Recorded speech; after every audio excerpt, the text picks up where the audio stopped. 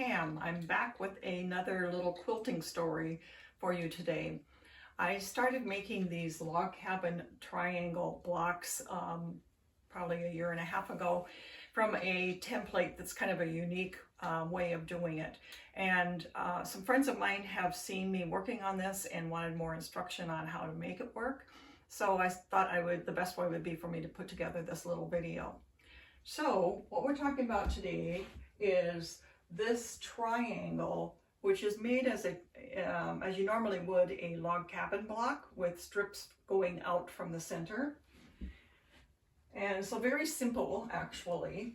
These are foundation pieced. I have half of them have this dark outer ring, as I just showed you, and then the ones next to it have the light outer ring. And I alternate those through the rows so that they butt up against each other correctly. So I always have like a dark one here butting up to a light one there. And then you also have to have some half triangles for these end pieces in order to make a straight vertical edge on it. So let me show you how it's done. Okay, hello, back again. And I'm going to talk to you a little bit about the way that this block is assembled. You can see some of my stash of blocks all ready to go into rows there. The template, which is this plastic stencil type of product, is obtained from this website, Foltvilag. And it is a Hungarian woman who is a designer and sells these type of products, as well as some other products that are more geared towards English paper piecing, which is a whole different ball game. We're doing foundation piecing without paper. We're going to be using interfacing instead, but you can get that at foltvilag.com. So this next thing, besides the stencil that you have to obtain, I have been using interfacing for drawing all of my triangles onto. This is what the finished triangle template will look like after you've drawn it onto the interfacing. One of the products I've been using is Pelon P45, and that's pretty thin, pretty stable. And I kind of like that, using that one. And I have also used this product because it was available at my local store. It's from Stitch and Sew. It is a sewing interfacing, non-woven, and it is called reusable pattern material on their label. It's hard to read with the shine there, but that's what it is. I've also used another type of interfacing called VTEX, V-E-T-E-X, and I bought that from the designer at her booth when I first found this template, and I haven't seen any other place to purchase that, but it's very much like the other two that I just showed you. There is also another interfacing or product called Pattern Ease, E-A-S-E, and that would probably serve fine too. The thing is, you kind of want to have something that's fairly transparent, but still has some body, not a lot of stretch.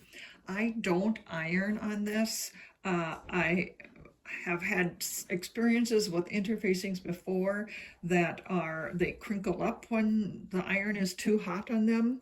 So I don't even iron on these. And I haven't washed these at all. I don't intend to have to wash them, but those are things that you might want to test out for yourself. Also, these are non-fusible. These are meant to be sewn into like a garment or something like that. But that's what you need to look for. I also just use pen and sometimes pencil, sometimes ink pen, just depends on what I grab for. I use this product, which is a pattern and stencil adhesive by Spray and Bond. It is a temporary tacky surface that I spray it onto the back side of my stencil so that it sits still when I'm tracing through all of these lines. So let me just demonstrate a little bit to you what you would do if you were going to be making any of these templates. Let me get it laid out here so it's a little clear for you, kind of clear. Okay, so all I do is I lay it down flat on any of these interfacings that I have used or any that you can find. And with this spray on it, it kind of sticks a little bit, but it's not permanent at all. And then you just have to, by hand, slide your pen or pencil or marker or anything through all of these little grooves. And that's why mine looks kind of dirty, because it's been well used already. Yours will look clean and nice when you get it in the mail. And then I use a red pen around the whole outside of the triangle when I'm done. And I use a different color simply because that's kind of my red flag, indicating to me that that is going to be my cut line when I'm done with all of the piecing. So I also have added these numbers 1, 2, 3. If you look at a typical log cabin block, if you've ever done that before, you will recognize that it starts with a square and then there are 4 strips that go around it. 1, 2, 3, 4. Well, we're only doing a triangle, so we have 1, 2, 3. And you can see the smallest one next to the center triangle is number 1. The next one that would overlap number 1 is 2. And the third one that would overlap the end of this strip is number 3. And then that is 1 complete round. And I usually jot those numbers onto my interfacing also when I'm using that, because it just helps me as I'm going to refresh my mind of where I'm at in the cycle. So you can draw out a whole bunch of these across your interfacing and then rough cut them out, so you have a little bit of space around your final cutting line. I have made my triangles in 2 different colorways, kind of. They are a light one and a dark one. So these blocks that you see all here are all lights. These are all darks. Each log or each block has 5 logs in it. So I start with a red. I have just chosen to do that for my consistent center is red, a little red triangle. And then I have, well, this one is a dark in this case, but it is close to this shade. At this point, it's not terribly important. What you want is when you get to the outside to be a light or a dark.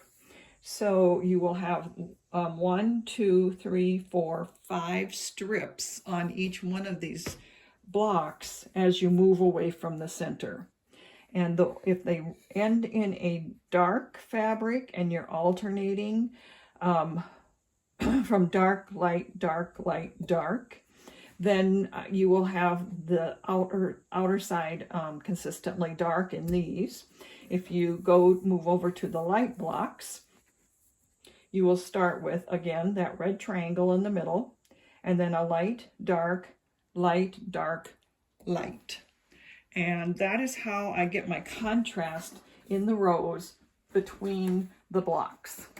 So let me show you one of the rows here so you get a little bit better understanding of what I mean here. So this is a light block. This is a dark block. This is a light, and so on down the whole strip that I have put together to become a row across the quilt. As far as fabric selection, I have found that is what takes me the most time. I cut a bunch of strips and then I ponder and play around with what's a light and what's a dark and which one should go in which block and so forth. So to save myself some time at the beginning, I kind of go through and make little kits. I work from some pre-cut strips that I've prepared out of my stash. I need 2 different sizes of strips, I mean widths, not lengths, 1 inch and 1.5 inch.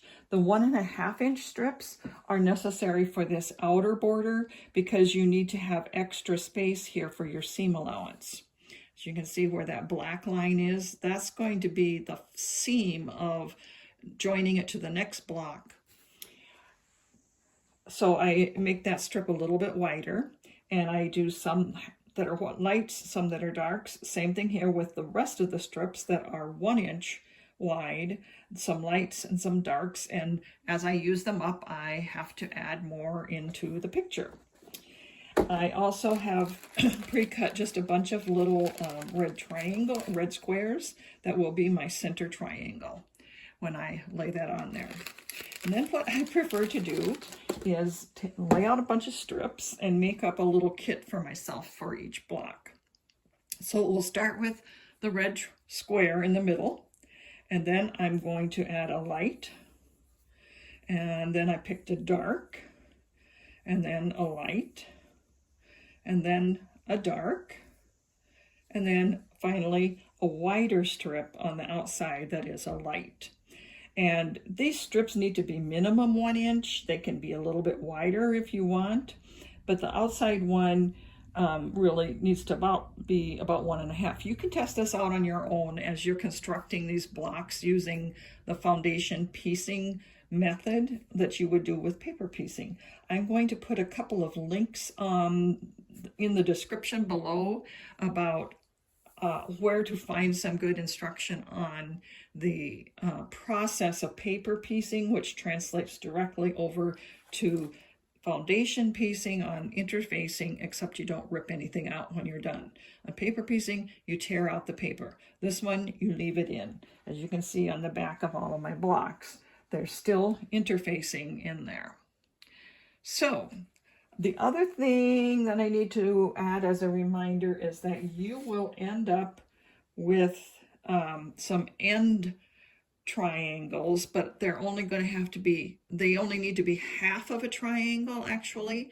So I don't draw out the complete block. I draw out a partial one and then label it, because some of them have to be turned like this, some of them have to be turned like that. So just watch what you're doing with your planning for those end half blocks in each row. Or you could end your row with just some solid fabric put in there if you wanted. That would be another option. So and I put my little kits together. I lay my strips on top of each other. I wrap them up and tuck them into a bag. This one is a light. It's going to go in the light bag. And then I can pick up a bag and sew a block at a time, and they're all prepared for me. So I hope you give this a try. If you have any questions at all, please put them in the comments below, and I will try to answer anything you say. So have a good day, and hope you try this out soon. Bye-bye.